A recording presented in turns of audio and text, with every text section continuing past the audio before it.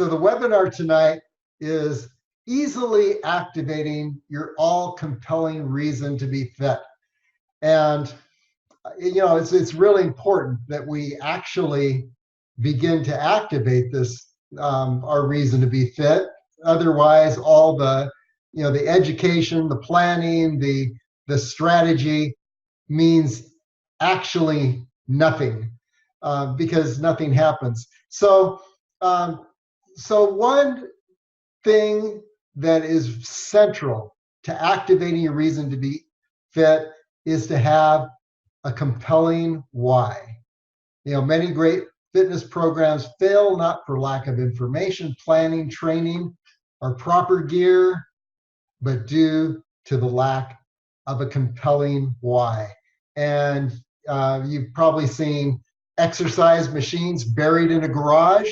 You've seen athletic club memberships where they actually they plan to sell thousands of memberships, knowing that at any given time no more than 40 or 50 people are going to show up at the athletic club, because we have all these great goals, and we have the training, and we have the excitement and the vision, but nothing happens. And the reason that nothing happens, if you've ever experienced that, is that for lack of a compelling why.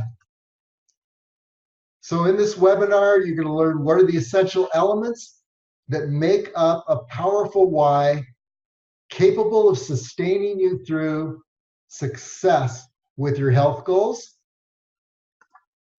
The 5-pillar test of a good why. The power of consequence immediacy. Small steps, milestones, accountability, and celebration. And the consequence immediacy is my own little term that I coined as I was preparing this presentation. We'll get into what that is. We'll have an example of all the elements coming together to create a powerful why. I'm going to share my own example.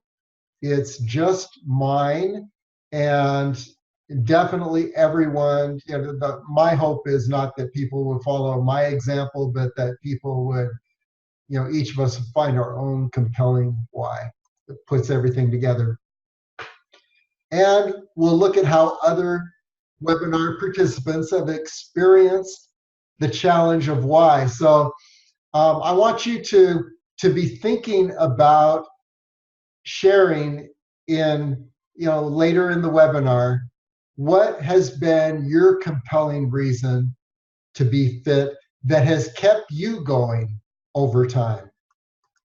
And then we'll look at how to select a health goal, because in addition to the why, the quality of your health goal and the achievability and the challenge, a combination of it's challenging, but it's achievable too. Setting a goal that is reasonable, achievable, challenging is half the battle too. And then, how to create your all compelling why. So by the time we're through, success will mean not necessarily that you pull your exercise machine out from all the junk in your garage, but that you start or continue your own health regimen with new energy and vision and sustainability. Okay, benefits of attending this webinar: find new ability to easily succeed in your health goals, even if you have previously failed multiple times. And I'll share some of my failures with you. Replace difficulty and guilt with ease and joy. Experience new confidence in your ability to shape your body and your life according to the design you choose. I think sometimes we get to a point, if we've had enough barriers and we've failed enough times that we give up, and we don't need to give up. So we'll be talking about how to keep going.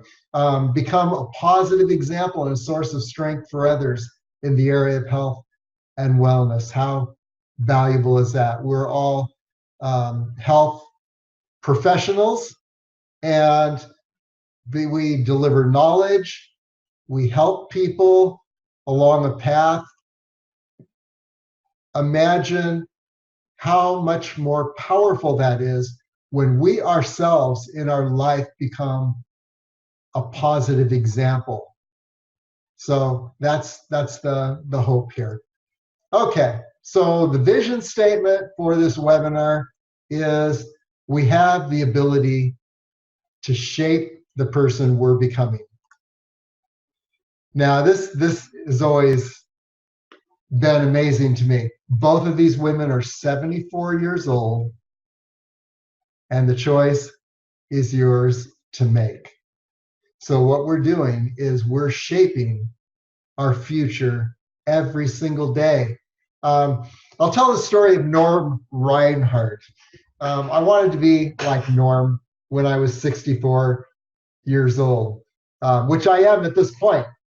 And the thing about Norm Reinhardt, I met him when I was in my 20s.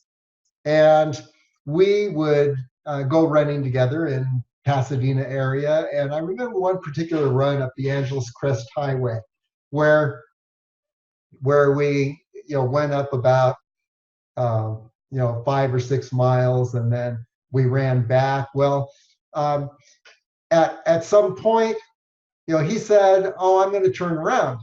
And I said, "Well, I'm going to just go around this next corner." So I went around one corner, probably 300 feet. Then I turned around and thought, okay, I'm going to catch up with Norm. And I went back down that mountain around the first corner, no Norm. Second corner, no Norm. I began to get worried or wonder what's going on. I got all the way back down into La Cañada, where we had started. And still, I was asking people along the way, where is Norm? Remember, I'm in my 20s. He's 64 years old. I got back to his house where we had started, and there he was relaxing. And I thought, oh my God, this guy is 64 years old. He just beat me out. And I was a regular runner at that time, as I always have been. And I decided at that point, I want to be Norm when I'm age 64. I want to have his fitness. I want to have his activity level, be able to do that thing, run up the Angeles Crest Highway, and life to be fun, really. Because when you're fit, everything's fun. Everywhere you go, you're not worried about how you're going to make it up the next flight of stairs or up the next hill, or play with the kids. Everything is fun. You're not going to wear yourself out. And you also surprise the younger generation, as Norm totally surprised me that day. I wanted to be like Norm when I was 64. And it's seemingly you've got no limits. So things I've tried over the years: exercise machines. And, I have the boneyard of exercise machines, as many people have. I've since moved them out of the house. They first went in the garage, and then under a pile of stuff in the garage.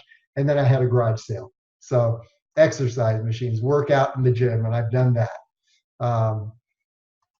It wasn't sustainable for me. Forced workout, using discipline to drive me, where you get a coach and you just have this regimen, and you create charts. And I don't know how many of you have done that, but you have this plan and you create the charts, and you're going to make yourself be disciplined to succeed in your workout and your fitness. And I've got to tell you, all of these approaches have failed me in the past. Discipline, wonderful machines, and gear, they all failed me. Disappointing results. What would happen is maybe I'd get sick and that would get me off my program and I just wouldn't get back on. Or my work schedule would make it so that I could not continue or decided not to continue.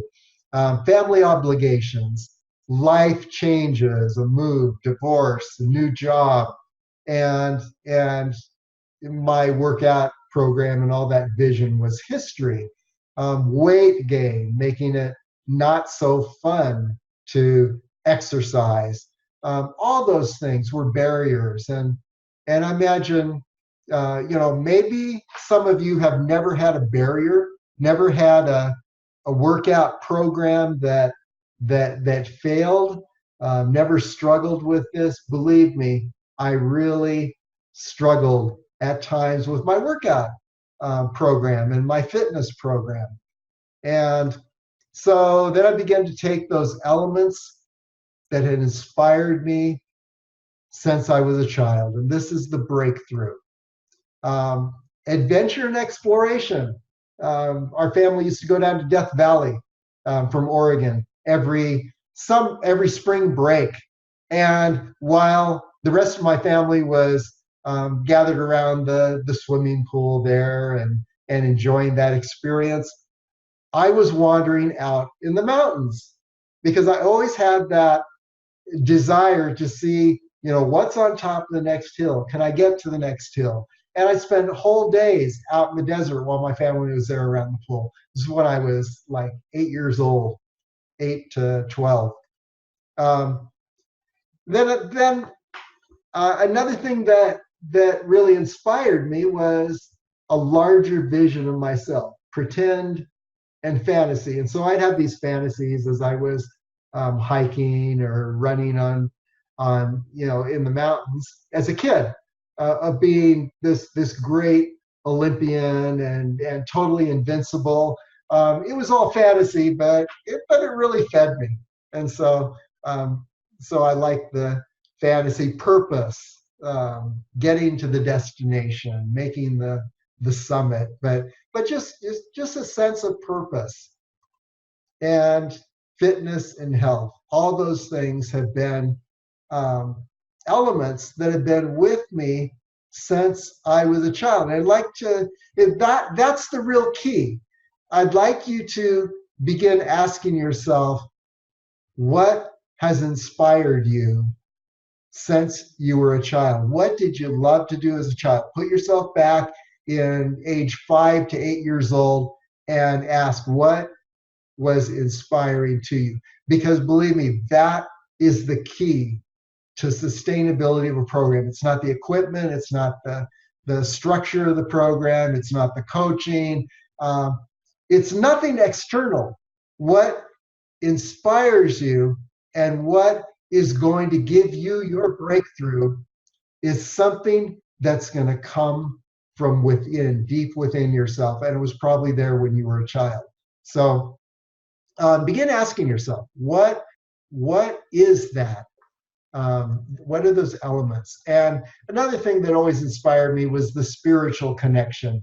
I've always had this spiritual connection in nature, and for a good part of my life, for 11 years, I was a Presbyterian pastor, and my goal was to become a pastor. I went through schooling to become a pastor, and I was a pastor for a number of years. And the reason for that was because that spiritual connection really inspired me. I left that at a certain point in my life. People always ask me why. Well, I discovered that it was not the church as such that had been inspiring to me. And the church was not the source of that spiritual connection. No written religion was the source of that spiritual connection. That spiritual connection was really from deep within, and it activated when I was in a natural setting. It's an amazing discovery that I made later in life, and it explains, who I am in some way. So my epic adventure, what I did is I focused my my goal on creating one epic adventure each week. And so I began to go up into the mountains and not look at any map necessarily. I wanted to figure out how to navigate myself in such a way that you could drop me down anywhere on a mountain and I'd be able to find out where I was. To this day, you could drop me down from a helicopter blindfold in the Mount Charleston wilderness, in the Red Rock area, uh, and I will be able to find my way around because of all the exploration and my one epic adventure each week, which is on Saturdays. Last Saturday, I did a 4-peak Mount Charleston wilderness circuit, and I've got the record of that on my running site. These are the mountains that I summited, and the thing about this is not, I'll share my philosophy of the mountains, and it's definitely not to conquer the summit, not to have any accolades or anything like that, but it's just to immerse myself there. That's what drives me, and I'll share a little more about that. But you see, that is my one, the one epic adventure. And what it does is it begins to pull things together. It begins to align my life, because I'm always asking myself throughout the week, how will this decision affect my epic Saturday adventure? The food choices. There are times that I'm faced with food choices that I know are not healthy. And I'm not asking myself, well, is this healthy or not? What I'm asking myself is, how is this going to feel on the mountain on Saturday? My daily exercise, well, I could let it go, but I want to be ready for the epic adventure. My sleep, all the main things, they're pulled together because of that epic adventure. And unknowingly, this is what I referred to as, I guess I use the term crisis immediacy early on. Unknowingly, I created an artificial crisis. What was my ideal weight? What was my ideal fitness? How can I quickly navigate barriers like injuries to attain rapid recovery? How can I avoid injury? What's my optimal running form? What are the optimal shoes? And the artificial crisis was this, that any given Saturday, the places I go, that if I'm not in optimum conditioning, it's a life-threatening issue to me. So I've created basically an artificial crisis that occurs each week in my life, each Saturday. And it pulls everything together. Now, you've heard about the slow brewing crisis, the frog in the boiling water, that if you put a frog in cold water and bring it to boiling, that it will stay there and until it boils. On the other hand, if you just threw this frog into the water, it would immediately jump out. And I think that happens in our life, where if we hold the crisis off, but the crisis is still there regardless of its presence in our mind. We ask ourselves, what are a few extra pounds? It really doesn't matter. We have all these weight charts that say you should gain weight as you get older, and so we rationalize getting out of condition. What's missing one workout day? What's really wrong with taking this one unhealthy element into our bodies? I can do it this once, and then it becomes a habit. And what we're doing is, over time, we're making a number of small decisions. And how can I get by with a little less sleep? My schedule is really busy, and so I'll just cut out some hours of sleep. And really, the woman on the right and the woman on the left, both of them, it's not one huge crisis that brought them to this point, but it's a series of small decisions that they made every day of their life. And it's a sum total of all these seemingly insignificant decisions, and the result is a true crisis. And if you look at the woman on the right, that is a true crisis, to be 74 and to be in that situation. Who would, the frog in the boiling water? It's like if you saw yourself heading that direction, you would immediately jump off, jump out of that boiling pot. But what happens is we get there gradually. So I create an artificial crisis each week. So I'm faced with that every single day of the week and every Saturday when I'm out in the mountains. I can tell immediately when something's a little off. It's like it's a fine-tuned dial that I experience in the mountains, because you can be a little overweight, or you can be you could have a little less sleep, and you can navigate your life day by day in that way. But if you try to do a 30-mile run climbing 4,000 feet,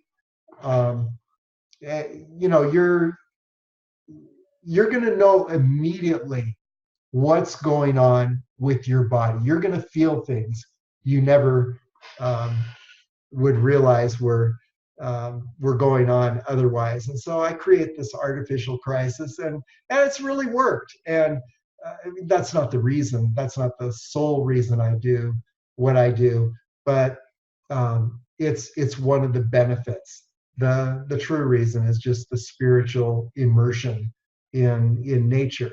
But this has really pulled me together. So I'd like to ask you, what is your all-consuming passion that can pull your total health into alignment? What activity feeds your body, your mind, your emotions, and your spirit? And it could be going to the gym. I didn't mean to bad mouth the gym, because for a lot of people, that social experience really feeds them. And the equipment and being in the setting, that if that's it, then go for it. It could be volleyball, softball, doing something with a team. It could be dancing. My partner does line dancing, ballroom dancing, and I know people who go to the competitions, and that's their real passion, and that's wonderful. Walking, hiking with your dog, that can be a passion, very peaceful, very nurturing. So, what is your all-consuming passion? And once again, connect it with what was going on in your childhood. It could be preparing for a 10K run or a marathon, preparing for another kind of competition, figure competition, martial arts, golf, hopefully without a cart, dancing. So there are a lot of things this could be. So I'd like you just for a moment, take out a sheet of paper and make your own list of things that most inspire you, because that list is going to make up the why that can easily motivate you to the sustained discipline and consistency you need to reach your health goals. For everyone, it's not going to be competition. Some people, maybe it is competition. You like to compete against yourself. You like to compete against others. And that's fine too. There's nothing wrong with that. But what truly motivates you? What inspires you?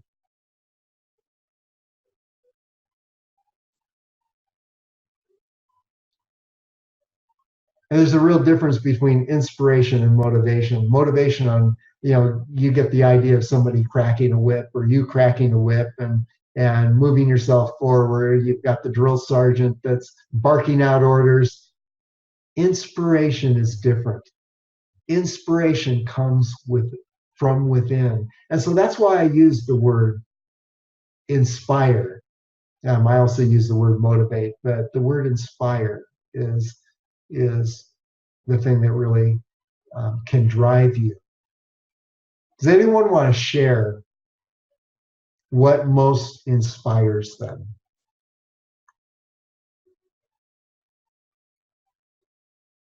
Well, I'll share. Okay.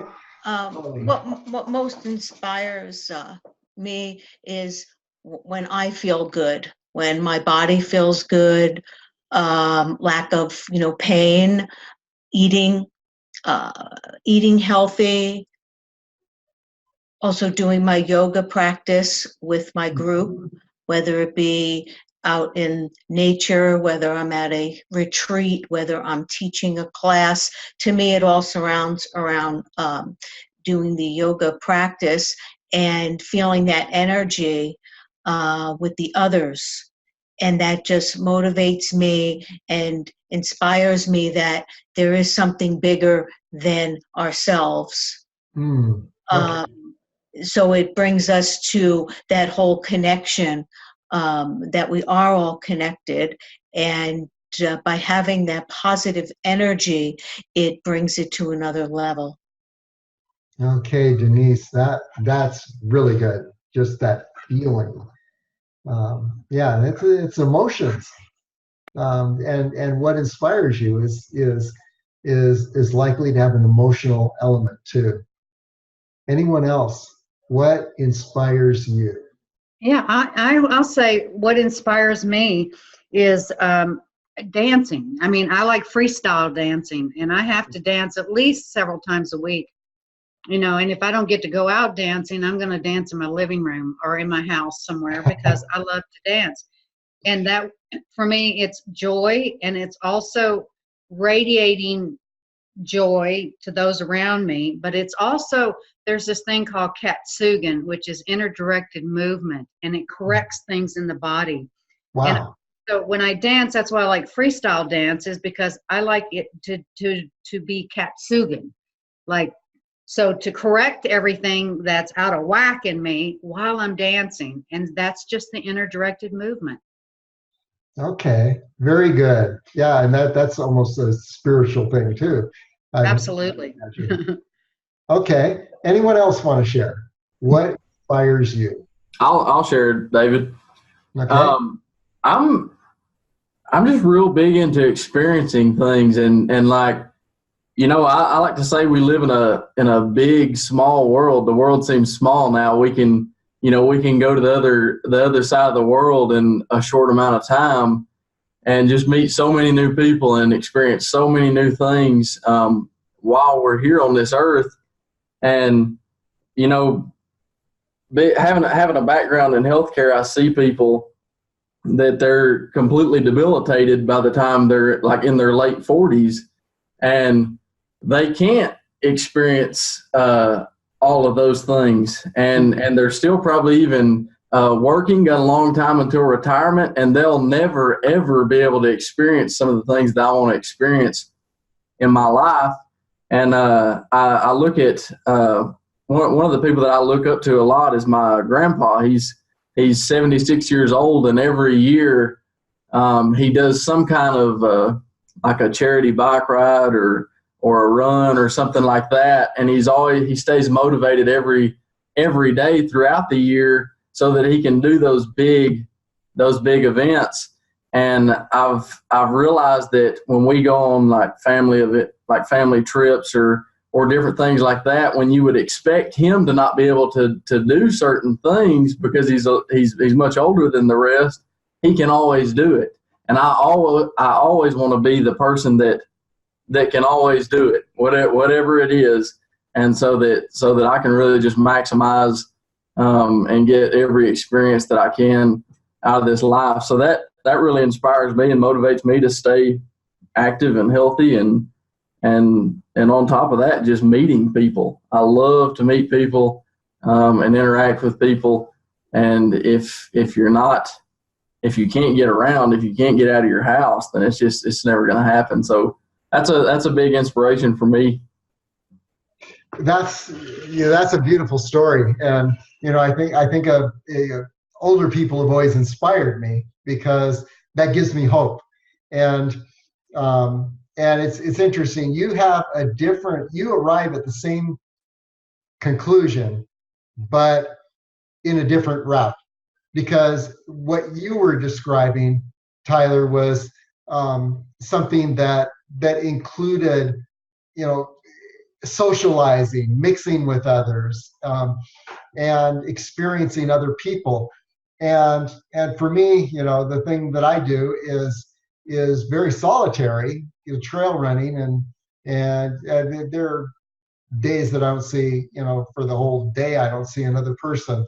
And that fills me and inspires me.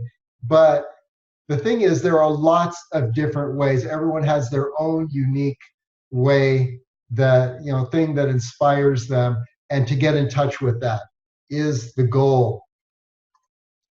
Okay, so the 5-pillar test of a worthy why.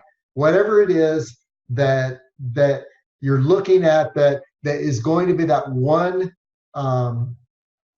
activity that is going to pull everything together. It needs to have a physical element,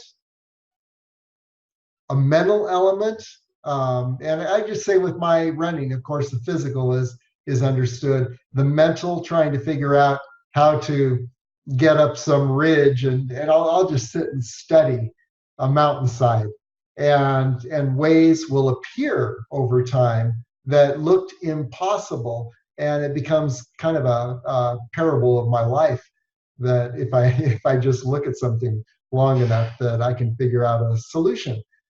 Emotional, and well, social, maybe not so much, although I do now and then run with others, and spiritual, and I've mentioned that. But I'd say this is the test of a good why, is that it fits, it has something of each of these 5 elements.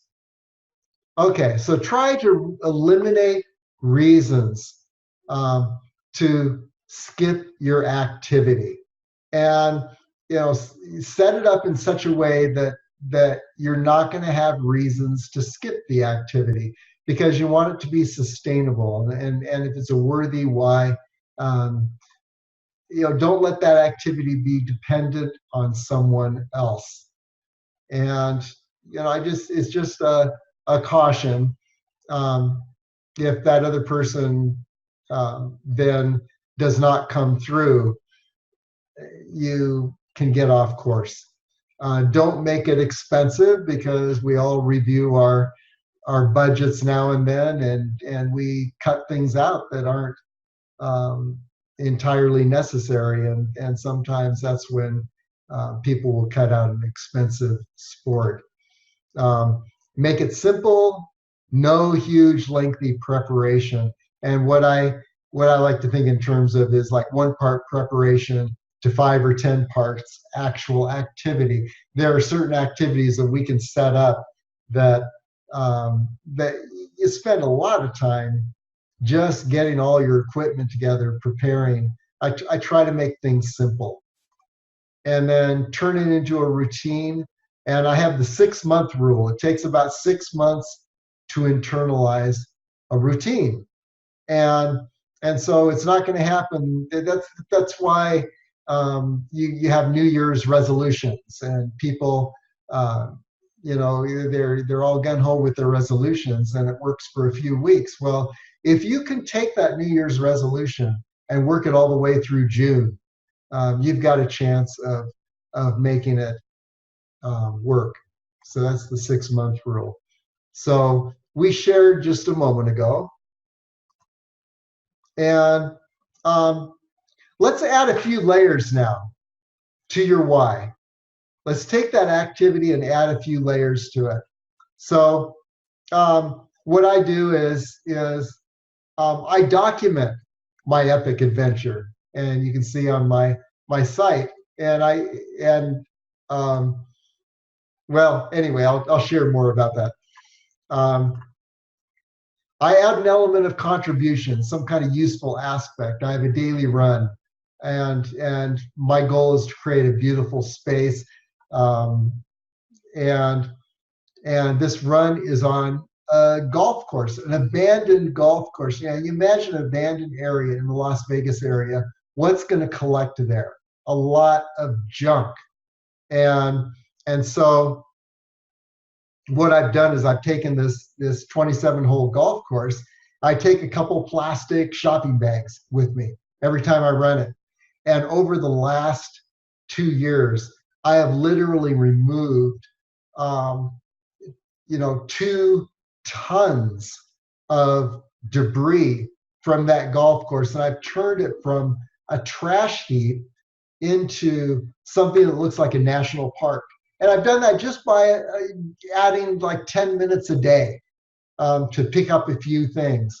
And you can do that when you're on a trail. You can do that wherever you're having your activity. Think if you can create some kind of a useful aspect to that activity, that deepens it. I have an off-trail benefit because running in the golf course also, what it's doing is it's strengthening my ankles for the mountains. And so I call it a workout adventure. Plus the additional layers internalize the adventure and daily workouts into my overall lifestyle. So something to think about. So I'm going to share my top 10 sustainability rules. What makes your activity sustainable? The first is the 10% rule. Now, the 10% rule is basically do not overdo it. Whatever you did last week, don't increase your activity the next week by more than 10%. Otherwise, you're setting yourself up for injury, and injury can derail any exercise or activity that you can create. I alternate work and rest. I go harder and I go lighter every other day. So I don't go to my maximum every single day, day in and day out, but I vary it. And then only one day a week, I'll go all out. And no more than every other week, do an extreme version of an epic adventure. For example, I'm not going to do this kind of thing again, the Four Peaks and the Charleston Wilderness this coming weekend, because I know my body needs that rest. So I vary things. There's the preventative exercise rule. I do stretches, quarter planks, sit-ups for full body conditioning, because running is just your legs. And if you're not entirely conditioned, going down those mountain sides can destroy my back. And I've had times when my back's gone out a number of years ago until I began to do preventative stretches and exercises. And so I mentioned I developed a back exercise, totally eliminated my lower back issues. And neck stretches. I was having trouble in the car, turning my head around to back the car up. And so I developed a neck exercise that I did every day, added that to my routine, and that problem totally went away. So preventative exercise rule, very important. The fourth sustainability rule is the preventative support rule. And what I mean by that is I use knee braces, those neoprene knee braces that have the hole for the kneecap. When I'm running down the mountain, I put them on. I consider them like shock absorbers. And that's that's really helped my joints because I had a lot of knee problems.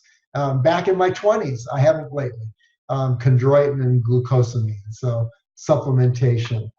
And then smoothing out my running form. So whatever exercise you're doing, form is going to be a part of it, whether you're lifting weights, whether you're walking, whether you're dancing.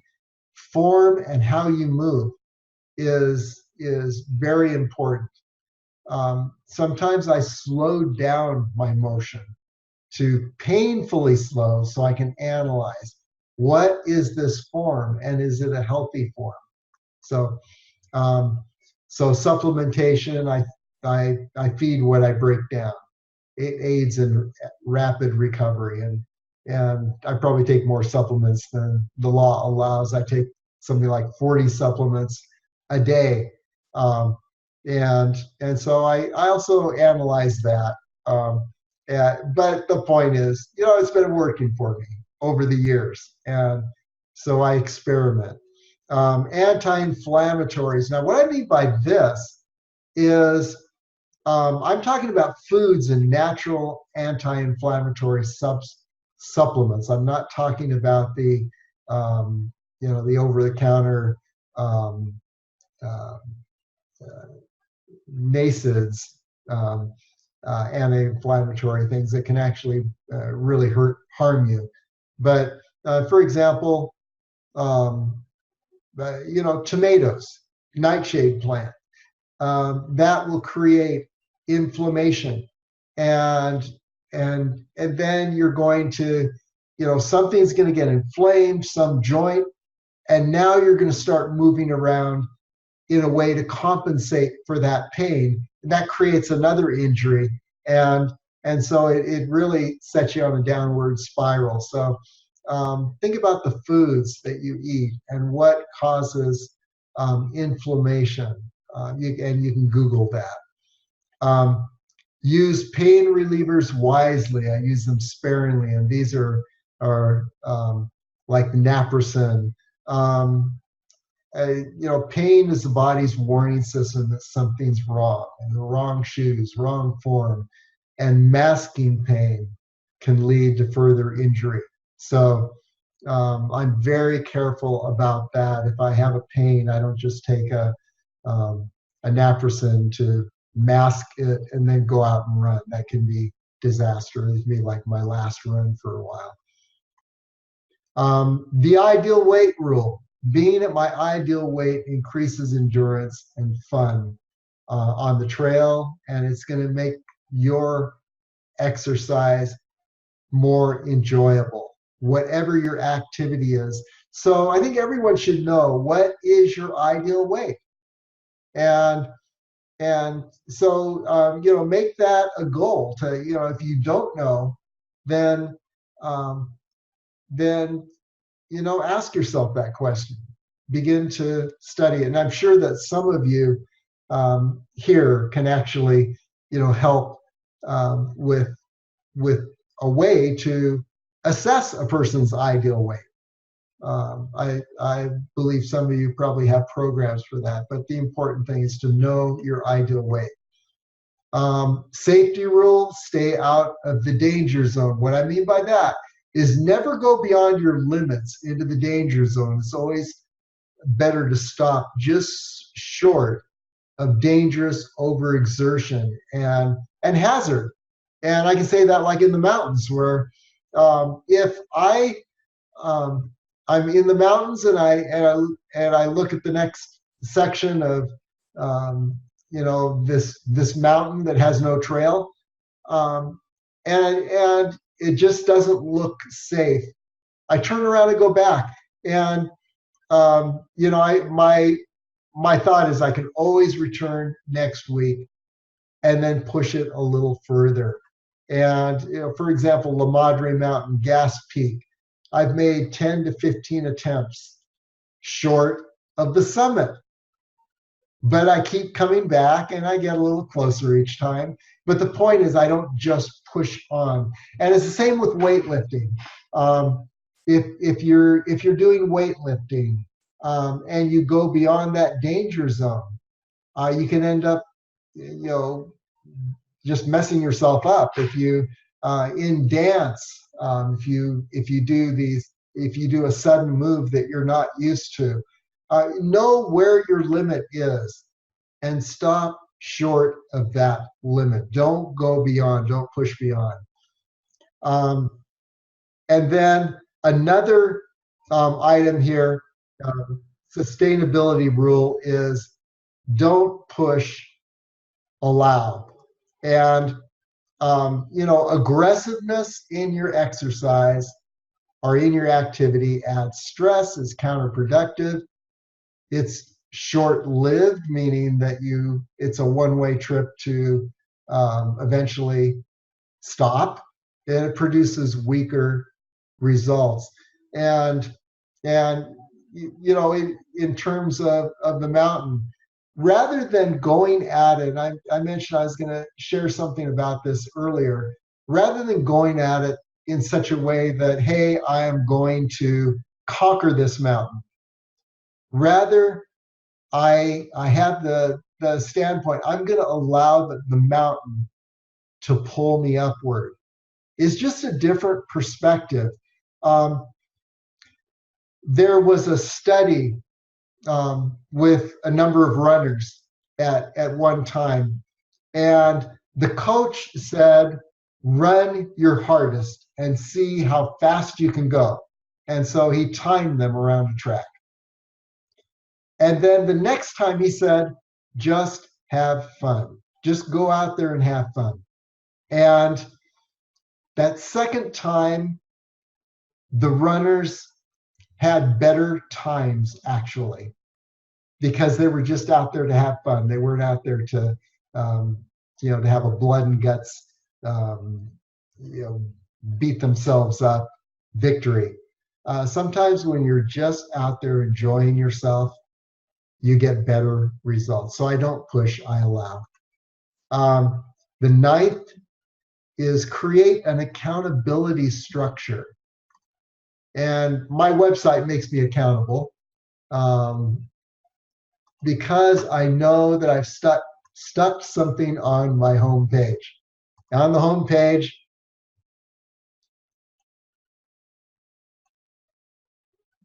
I make a little promise that I'm going to run one adventure each week.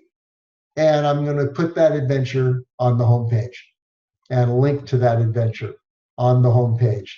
And so I kind of know it's out there. Now, whether anyone looks at it or not, that's not the important thing. I know I've made a promise to myself. And so that helps hold me accountable.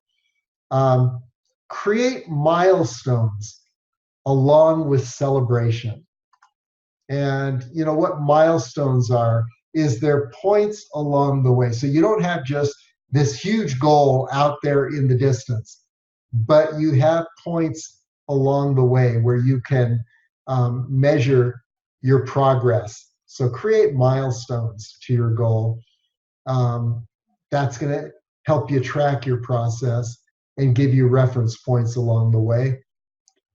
Celebrate your achievement.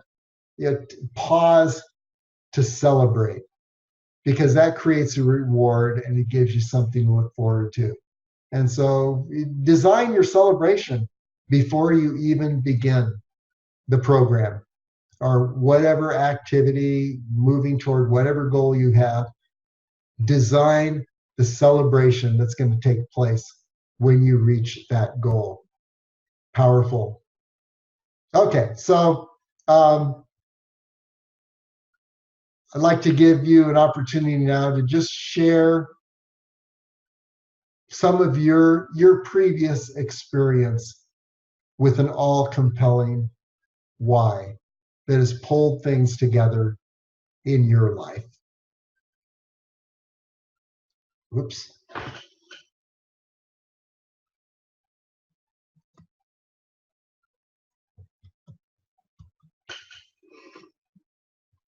Well, it moved ahead. I don't know how to move it back. There we go. Does anyone have something that, it's kind of an experience with I know we shared a little earlier, but what has been your experience with an all-compelling why?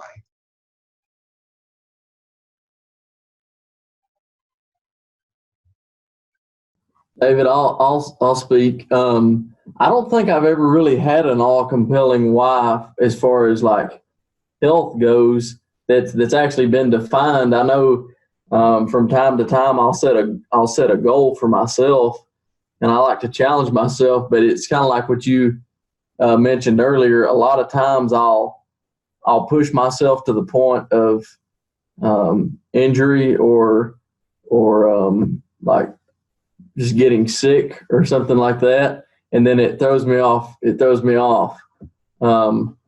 So I really enjoyed this presentation. I've never really like nailed down an all compelling why as far as health goes, but I'm definitely going to be thinking about that from this point forward. Okay, well, that's good. Just want to put it on the radar. And, you know, Well, I have an all compelling why okay, because my health, my life depended on it. When I got very ill in probably about 14 years ago. hmm, And I knew that there was something I had to do, and it had to be a lifelong change. And it just had to be done in order for me to live the lifestyle that I lead now. Sure, it's a journey. There's highs and lows, good and bad, but now I am so aware and see where I was to where I am now, because I was very ill. The stress overtook me. There was a lot of things going on. I was overweight, and I knew that I had to do what I had to do to get my health back in order, and I had to take care of myself. So it was probably one of the first times that I really started to take care of myself in the manner in which I do now. yeah, and that's what we said about a crisis earlier. When that crisis occurs, it can definitely pull things together. On the other hand, people can just get patched up and not change their lifestyle, and then some bigger crisis occurs. So, good for you for. Well, I knew that, with mainstream medicine, they would have put me on all medications, and who knows where I would have been at that point. But I knew that I had to go down the road that I've been on for a long time now, more in the natural realm of helping the body heal itself, and taking all the things that I've learned and self-educated myself and got the help of alternative medicine people and the lifestyle, cooking certain ways, et cetera. It's just an ongoing learning experience. I think, yeah, I know you were a podiatrist, and you still are, but you've gone a more natural health route. And I think of a lot of people in the medical community, and they are just driven, and it's a real tragedy that a lot of the people in the medical community, doctors, physicians, they're driven so much that their own health breaks down. And it sounds like you jumped off that. Well, I see that, and I see it day in and day out. Well, I don't work every day in medicine now, so that's a good thing. But yes, that's what I see. They're not aware of what they're really doing to themselves. And, like you said, you call it the crisis, and that's so true. And what I see when I deal with diabetics and chronic conditions, the list goes on, and we see that the quality of life is very much so impaired. That's another compelling why. Whatever I can do, I don't want to be in that position. I want to do things to help my quality of life and also help to expand that in the people around me. Yeah, we've got this dream. We look forward to retirement at some point, and think of all the things we're going to do. And in some cases, it's really tragic when people get to that point and their health is so bad they can't do those things that they wanted to do, and they're just struggling to go through the activities, the daily activities of their routine, that's sad. That's one thing that I mentioned Norm Reinhardt earlier is, Yeah. I had that vision of this older person. That was the vision of what I wanted to be when I was 64, and then on later in life. And it's like you've got two choices, really. And I can relate to that. When I first started doing yoga, I'm meeting women in their, 10 years older than me, 20, 30, and and I'm like, wow, I just want to be there too. Here I am looking at them and what they're able to do and the lifestyles they're leading. They were mentors for me to get to that point where I am now. Mm-hmm. And I realize that when people ask me, well, what's the one tidbit of information you can give that will help people with their overall health? I just say, move your body and keep going. Don't stop, move. Yes. When you keep moving your body and using your body, then other things can happen, whether you start, shedding some weight, your mind is clearer, the awareness of what you're eating makes a big difference. Yeah, we get back to the 5 pillars, the physical, the mental, emotional, social, and spiritual. And it's almost like you need to exercise every one of those in order to grow those forward. Yeah, very good. Anyone else want to share? What's an all compelling why? And your experience with that. Gus. So I'm kind of like Tyler. I don't have a very strong compelling why. The thing that drives me is functionality. Okay. I'm surrounded by a lot of athletes and I see what they're capable of, and it seems, from my level, seems superhuman. Mm-hmm. Running 100 miles, running up peaks at crazy altitudes. So it's inspiring. It lets me know that my body's capable of much more than I make it do. Mm-hmm. So that motivates me to, get more fit. Also curiosity. How far can I take this body? How much can I make it do? Where can I take it so that it can take me later on? Over mountains, over seas. So that's my motivation. It's kind of like a fine sports car, and rather than it being the sports car that you purchase that you can drive now and then, if it's your body that is that precision sports car, and that has that mobility and that speed, it's like you're with that body 24/7. You're living in your high performance vehicle. Love that image. Okay, so we're nearing the end here. Any questions? I have a question. Sure. You mentioned about your running mechanics. What changes what issues have you noticed, and what changes have you made with your running mechanics? Okay, I'm going to bring up my site here, and I have what I call trail tips.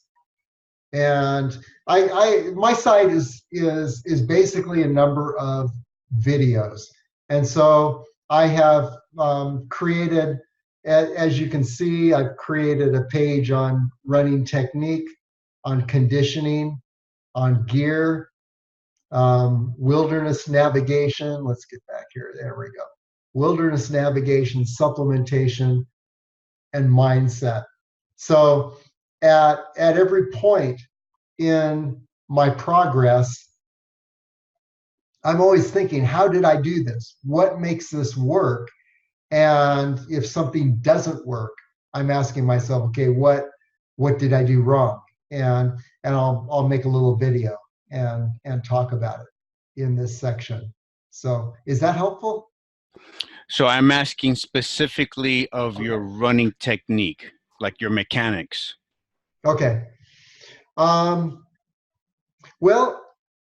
one thing, I used to be a heel striker, and rather than going heel toe, I run on my toes, and that's a more natural way, and it cushions every step that I take.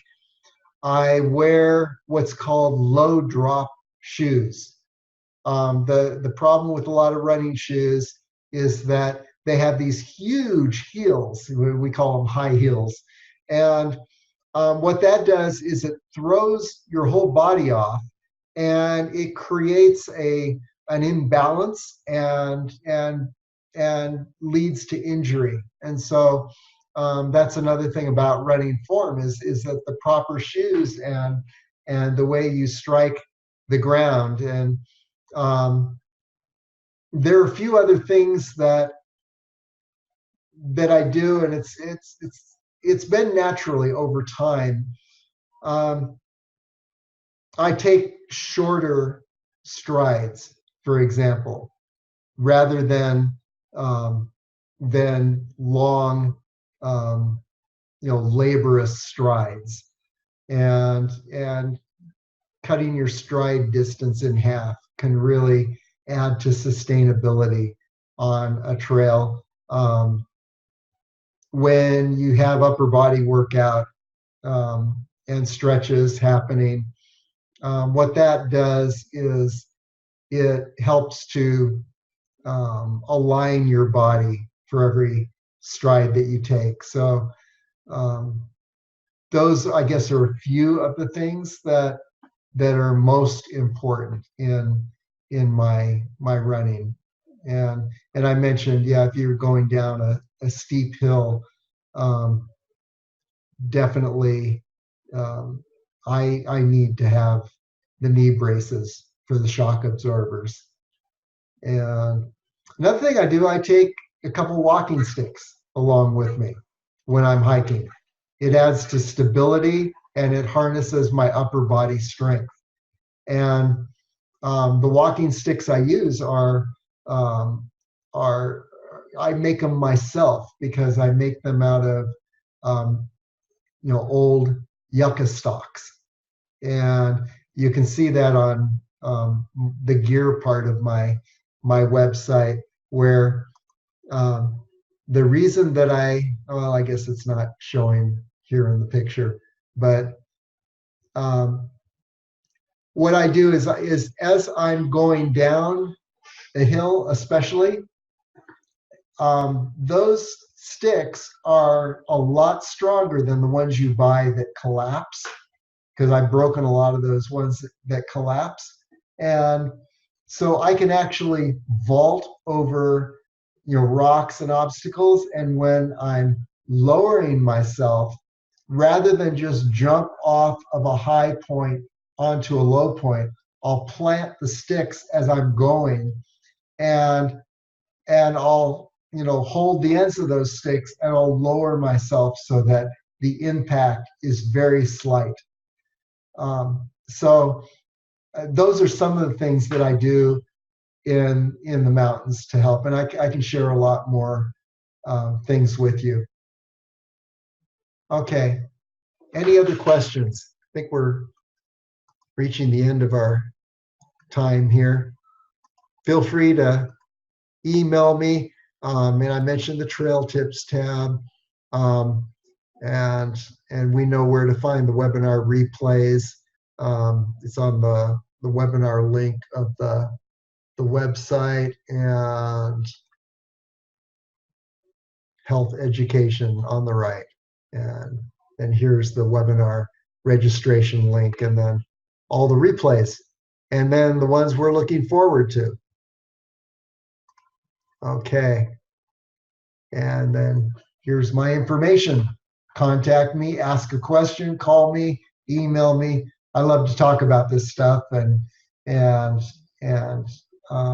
just, if you've got a problem that you're facing, a challenge that you're facing, I'd love to work that out with you because all my life I've been a problem solver when it comes to myself, and I bring that creative problem solution to other people too. So, okay. So this concludes our webinar for this week, and looking toward next week, we're going to have Holly. Let's pull this over here. Let me pull the right one. Sorry. Yes, Holly, energy, medicine, healing, debugging and upgrading the human software. And what she is doing is totally amazing. And we've got a page for her now, and you can click on this link and learn a little more about her webinar that's coming up next Wednesday. So we're looking forward to hearing what Holly has to say. Okay, so thank you, everyone.